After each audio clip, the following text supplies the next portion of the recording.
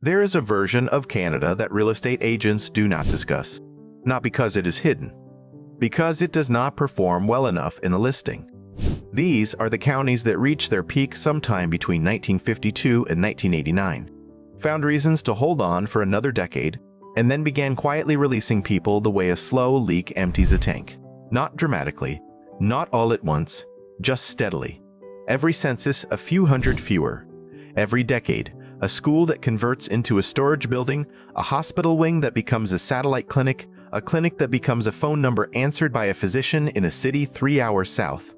The median home price in several of these places has not cleared $80,000 in 15 years, not because these are not real communities, because the market has priced in exactly what they are. This is not a video about ghost towns. Ghost towns are finished. These places are still going. That is the harder story. Number 20, Assiniboia and District, Saskatchewan. Start with Assiniboia. It sits in the southwestern corner of Saskatchewan on Highway 13, a flat 2-lane road that runs through wheat fields and not much else for hours in every direction. The population was around 2,600 at its peak. It is closer to 2,000 today, and the trend does not point upward. The median home price is approximately $72,000. That number is not a typo. That is a down payment in most Canadian cities, but in Assiniboia, it is the whole house. The pitch is grain, some cattle, a Tim Hortons, a hospital, a school that still has its gym.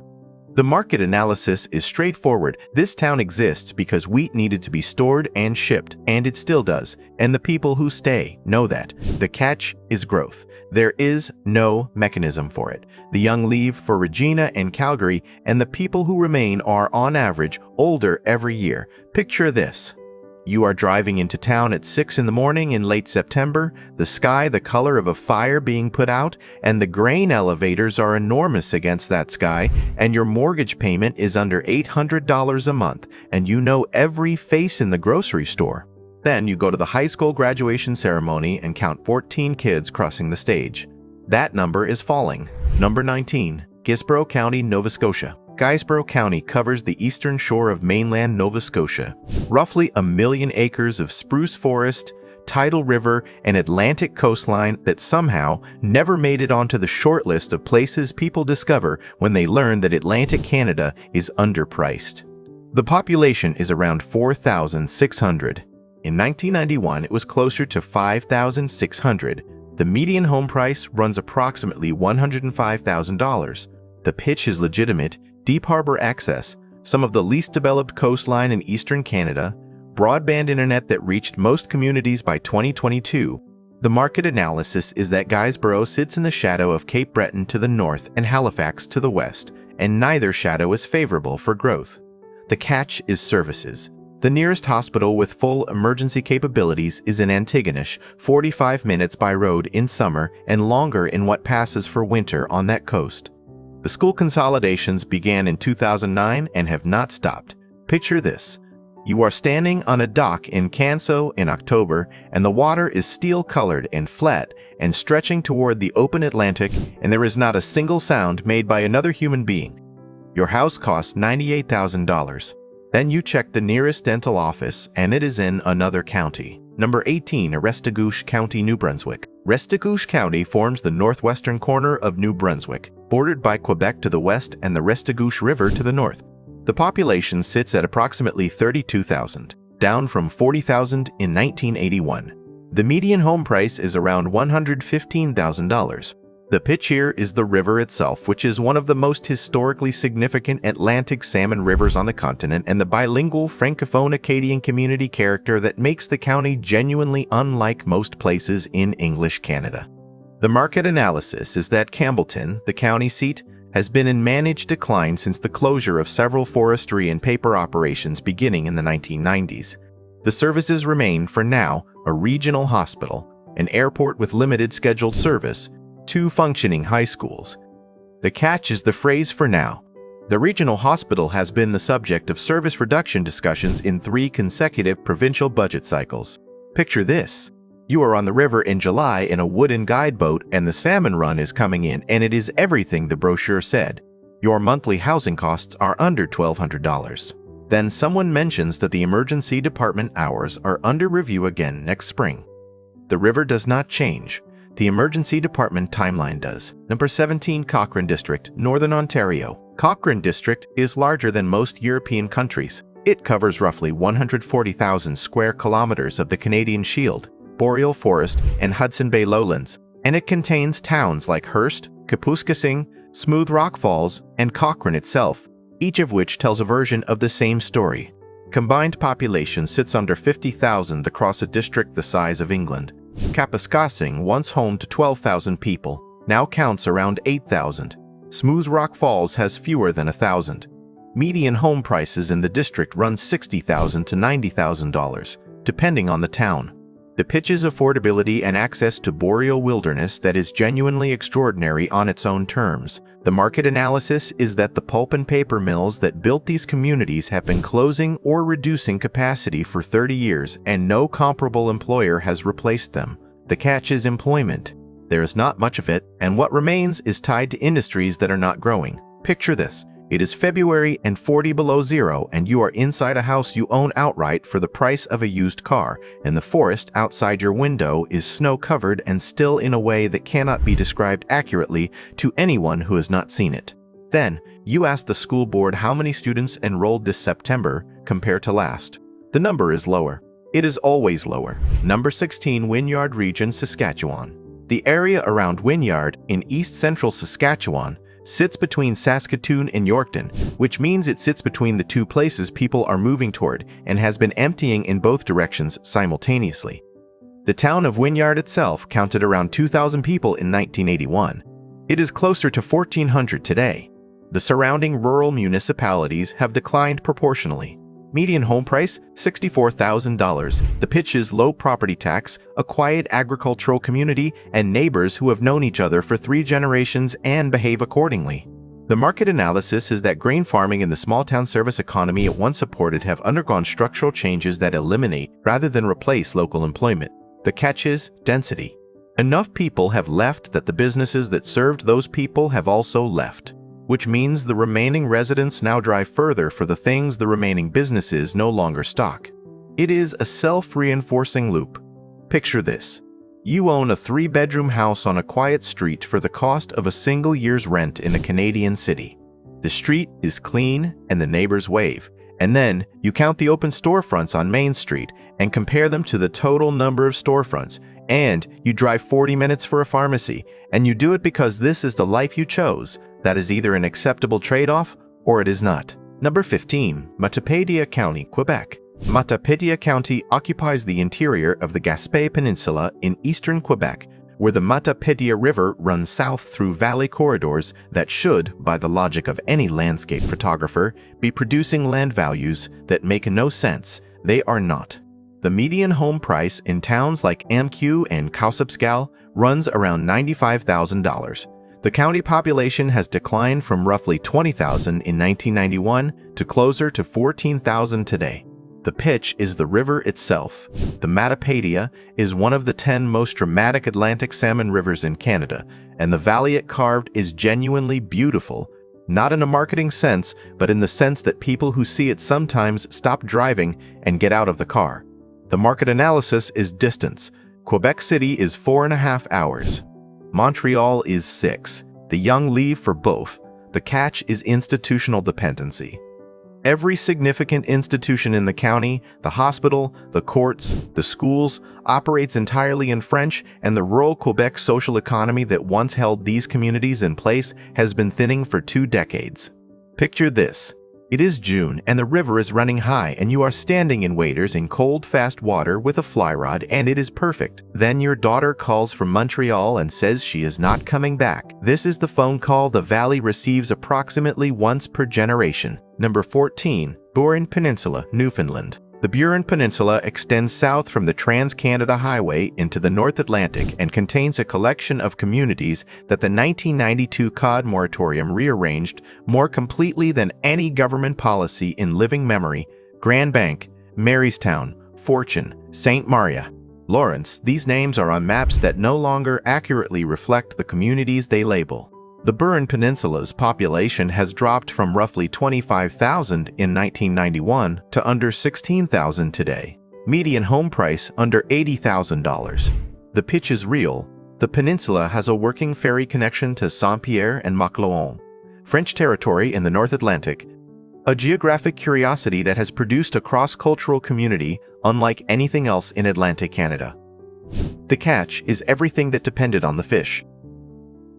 The processing plants.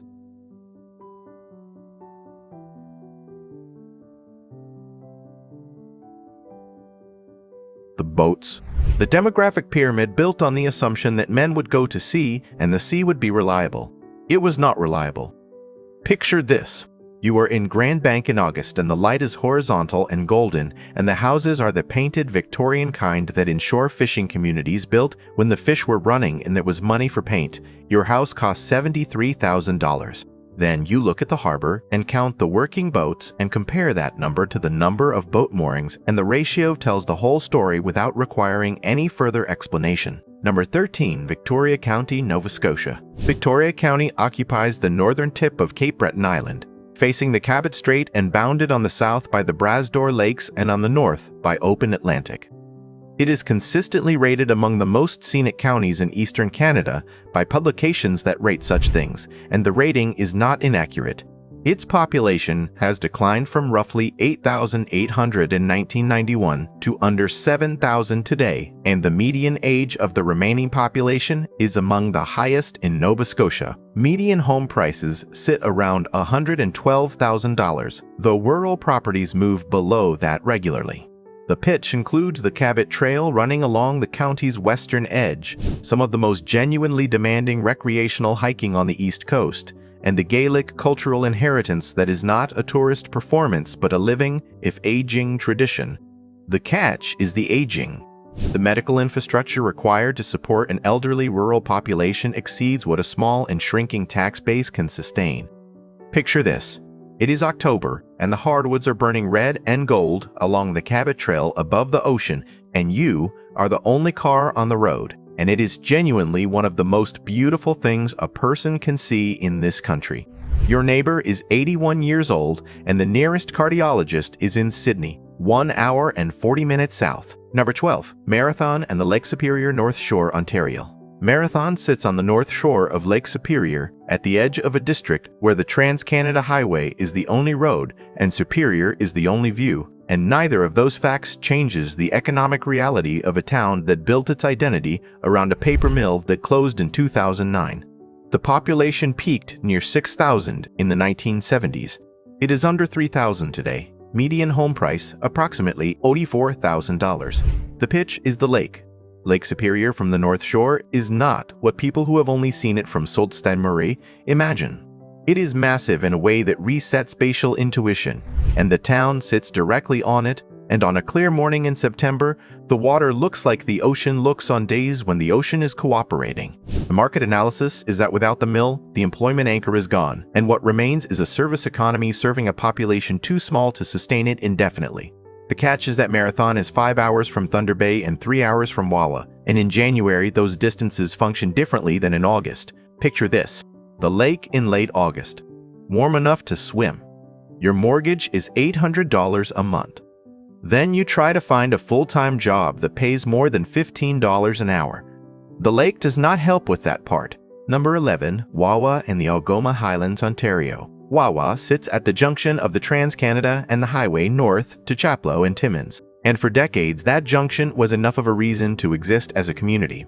The town counted nearly 4,500 residents in the 1980s. It is under 2,900 today. The Algoma Highlands surrounding it are extraordinary in a quiet northern Ontario way that people either understand immediately or they do not. Rivers that drain toward Hudson Bay, the Canadian Shield exposed by 10,000 years of glacial erosion, moose country that means it without apology. Median home price, $71,000.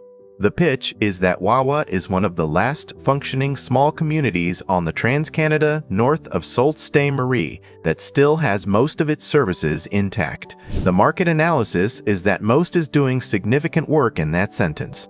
The catch is winters that average 4 to 5 months of meaningful cold and a local economy that has not replaced the employment that gold mining provided when it was operational. Picture this. It is May and the ice has gone out of the Magpie River and the landscape is turning green in the specific way only boreal spring turns green, which is all at once, like someone threw a switch. Your house payment is $600. The nearest city with a mall is 2.5 hours south on a road that is closed approximately twice per winter. Number 10, Flin Flon Region, Manitoba and Saskatchewan. Flin Flon exists on the border of Manitoba and Saskatchewan in a way that makes provincial jurisdiction genuinely complicated, because parts of the city are in one province and parts are in the other, and the copper and zinc mine beneath all of it. Operated for 90 years and then stopped in 2010. The population was over 9,000 in the 1970s. It is under 5,000 today and declining. Median home price is around $101,000, which is high for what the isolation demands and low for what it costs to maintain a household in a subarctic community where heating season spans 9 months.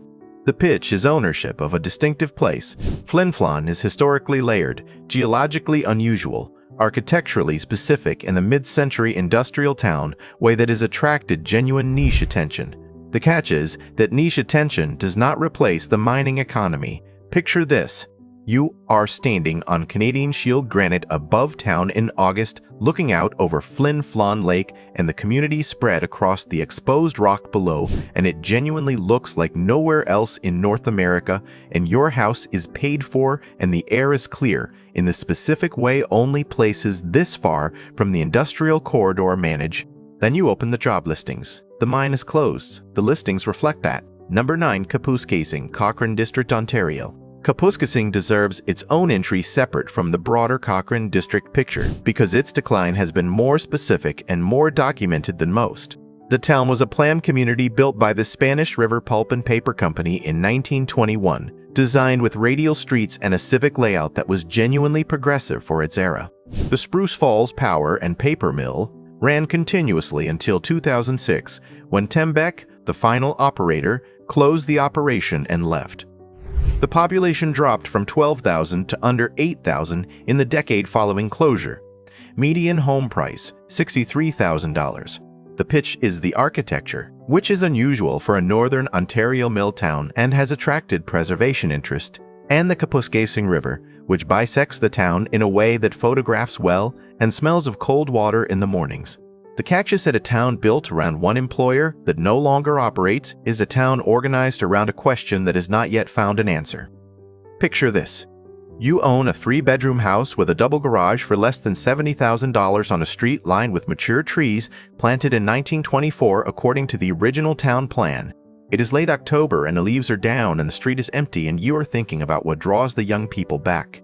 You have not finished that thought yet. Number 8. Lynn Lake, Manitoba. Lynn Lake is in northwestern Manitoba, 350 kilometers north of the Pass, on a provincial highway that is not fully paved and is not always open. It was built in 1951 as a company town for a nickel mine. The mine closed in 1976. The population at its peak was approximately 2,000. Today it is under 500. The median home price is functionally unquotable because the market lacks the transaction volume to produce a reliable median. Houses have sold for under $15,000. That sentence is accurate. The pitch is what happens when a community decides to persist without its founding economic rationale. Lynn Lake has a school, a nursing station, a handful of services, and a population that has chosen to remain in a place that has not given them an obvious economic reason to. The market analysis is that there is not really a market. The catch is that the road deteriorates further as winter progresses. The nursing station is not a hospital, and the nearest hospital is in the pass, 4 hours south when the road is cooperative. Picture this. It is a Tuesday in March and the temperature is -34 and the town is very quiet and your mortgage does not exist because your house cost $12,000 and you paid cash. The nearest emergency room is 4 hours south. That fact does not change with the season. Only the road does. Number 7, Chandler and the Gaspé South Shore, Quebec. Chandler sits on the south shore of the Gaspé Peninsula on the Baie des Chaleurs. a name that translates to Bay of Warmth and describes the water temperature with more optimism than is warranted in November. The Gaspékia paper mill in Chandler was one of the largest in Quebec when it operated at capacity. It closed for the final time in 2002. The population of roughly 8,000 in the 1990s has contracted to closer to 5,000. Median home price, around $88,000. The pitch is real. The Baie des Chaleurs is genuinely warmer than most of the Gulf of Saint-Emilion. Lawrence Coast. The communities have a francophone Acadian cultural identity that is distinct and not performed for visitors, and the provincial highway network makes Chandler more accessible than isolation suggests. The catch is that accessible is relative when Rimouski is still 2 hours away and Quebec City is 4 hours. The mill closure took not just jobs but the organizing logic of the town. Picture this. It is late July, and the bay is warm and you are swimming in water that is 14 degrees Celsius, which is warm for the Gulf, and the house you bought for $82,000 is visible from the beach. Then someone mentions the Economic Transition Conference the municipality held last spring, and you understand why the beach is empty on a Saturday afternoon in July. Number 6. Stewart and the Kitimat-Stikang region, British Columbia. Stewart is in the far northwest corner of British Columbia at the head of the Portland Canal, which forms the Alaska border, and reaching Stewart requires driving through Mesiadine Junction and then 65 kilometers of highway that is spectacular and maintained on a schedule that prioritizes beauty over reliability. The population of Stewart peaked around 1,600 in the 1970s during active mining operations. It sits around 400 today. Median home price? Approximately $115,000, which is extraordinarily low for British Columbia, and understandable the moment you look at a map and understand where you would need to go for anything the town does not provide. The pitch is that Stewart is surrounded by glacier, fjord, and wilderness that has no meaningful competition in populated Canada. The catch is that the competition is the point. There is nothing in Stewart to compete with Stewart's landscape except the landscape, which does not pay taxes or employ people or provide medical care. Picture this. It is June and glaciers are calving directly into the Portland Canal within sight of the main street, and grizzlies are fishing the river at the south end of town, and the light at 9 in the evening is a horizontal goal that exists only at this latitude in this season. Your house cost $108,000. The nearest hospital is in Terrace, 230 kilometers away across a mountain range. Number 5. Burgeo and the Southwest Coast, Newfoundland. The southwest coast of Newfoundland is not connected to the rest of the island by road for most of its length. Burgeo, Ramia, Grey River, Francois, communities reachable by ferry or by sea, and the coastal ferry service that connects them runs on a government schedule that has historically been aspirational. Burgeo has around 1,500 people, down from nearly 3,000 in the 1960s. Ramia has under 500. These numbers are continuing to fall. Median home prices are below $60,000 in most communities, and in the smaller ones, the concept of a market median requires more transactions than currently occur in a given year. The pitch is absolute on its own terms. These communities occupy terrain that has no equivalent in settled North America. Ramia is an island. The surrounding ocean in late spring when the pack ice clears is genuinely like nothing else. The catch is everything requiring a ferry, a medical appointment, a bag of flour, a visit to the island. All of it requires the ferry, and the ferry is operated by a government that is itself navigating fiscal difficulty. Picture this. You are standing outside your house in Ramia in late May, and the pack ice has cleared and the view from your front step is open, North Atlantic, with no visible object between you and Ireland, and your mortgage is effectively zero. Then someone in your family gets sick and the ferry is cancelled. That is not a hypothetical. Number 4. Central Coast Regional District, British Columbia. The Central Coast Regional District covers 28,000 square kilometers of the British Columbia coast and contains fewer than 4,000 people, producing a population density that is effectively indistinguishable from zero on any standard scale. Bella Coola is the main community. There is one road in. It is called the Freedom Road, and it was built by local residents in 1953 because the provincial government concluded the topography made construction impossible. The provincial government was not wrong about the topography. The median home price in Bella Coola sits around $160,000, which is low for British Columbia and high for what access looks like on a bad day in November. The pitch is the Bella Coola Valley, which descends from alpine to temperate rainforest to Pacific Salmon Estuary in roughly 60 kilometers, and which wildlife researchers have described as one of the most productive grizzly corridors in North America. The catch is the road, which is unpaved at its steepest grade, which closes seasonally, and which is the only road. Picture this. You are driving down the hill in September, and the valley floor is visible through cedar and spruce and morning mist, and it is difficult to believe this road leads anywhere that people live permanently. It does. The nearest community with a fully equipped hospital is Williams Lake, 450 kilometers away on a road that is paved for less than half of its length. Number 3. Uranium City, Saskatchewan. Uranium City is in the far northwest of Saskatchewan, on the south shore of Lake Athabasca, and it is the most complete case study available in what happens when a single industry town loses its industry on a fixed timeline. Eldorado Nuclear built the town in 1952 to support uranium mining operations. At its peak, the population approached 5,000. In 1982, the company announced closure.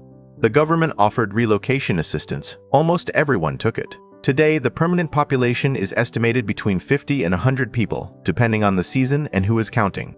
The municipality of Uranium City was formally dissolved. The school closed. The hospital closed. What remains is a small number of people who chose not to leave, some seasonal fishing camps, and a town plan that still shows streets named for elements on maps that no longer correspond to anything on the ground. The median home price is not calculable because there is not a functioning market. Structures can be acquired for amounts that are difficult to quote in the context of any Canadian real estate discussion without sounding absurd. The catch is not the price. The pitch is not the price either. The pitch and the catch are the same thing. It is isolated, it is quiet, and it is almost entirely empty. Picture this. You are on the shore of Lake Athabasca in August, and the water is clear and cold, and the shoreline, in both directions, shows no structure, and the silence is not peaceful so much as it is complete. Then you need anything at all. The nearest town is Stony Rapids, 140 kilometers by unpaved road. Number 2. Stikine Region, British Columbia.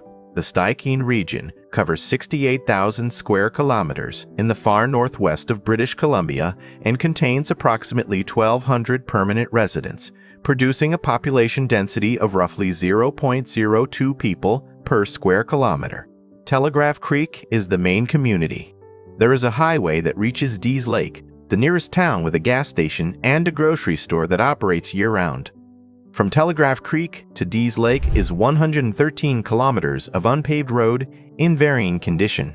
The median home price in the Stikine region is not tracked by the Canadian Real Estate Association because the annual transaction volume does not meet the minimum threshold for reporting. What this means in practice is that houses change hands at prices that are not published, that the concept of comparable sales does not apply, and that the value of any given property is primarily a function of the cost of reaching it. The pitch is the Stikine River, which is one of the last undammed major rivers in North America, and which the surrounding wilderness renders impossible to describe without sounding like you are inventing it. The catch is that the populated world is not near this place. It is not nearby in any direction. Picture this.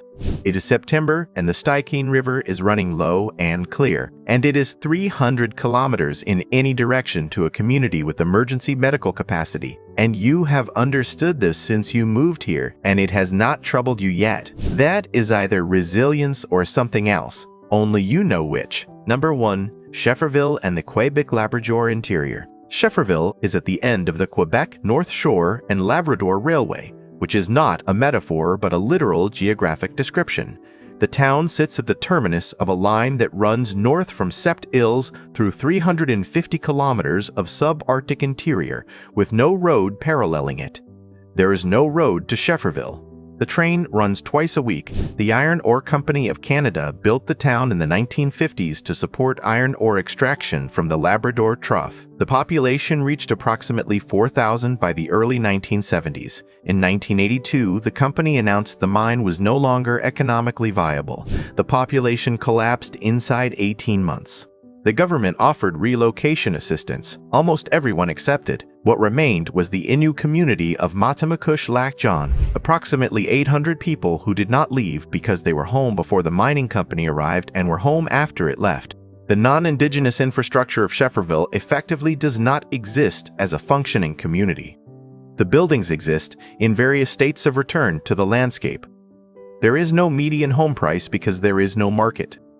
The catch and the pitch are the same thing. You cannot drive there. You cannot drive away from there. The rail is the only option in either direction, and the rail runs twice a week, and the rail is operated by a company whose primary business is not passenger service. Picture this.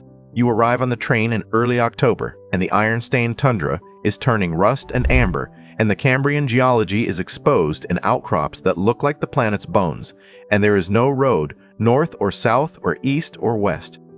The community that remained after the company left is the one that was there before the company arrived. The industry took everything it brought and nothing it found. The window in Schefferville was not listed. It was never for sale. Closing. Every county on this list is cheap for a reason. That is the obvious observation. The more useful observation is that the reasons are not all the same, and the difference between them matters more than the price. Some of these places are cheap because the industry that built them is gone and the employment is not returning. That is a permanent condition, and you should name it as what it is. Some are cheap because the population has aged past the point where new arrivals can reverse the demographic mathematics, and the services will follow the population in only one direction.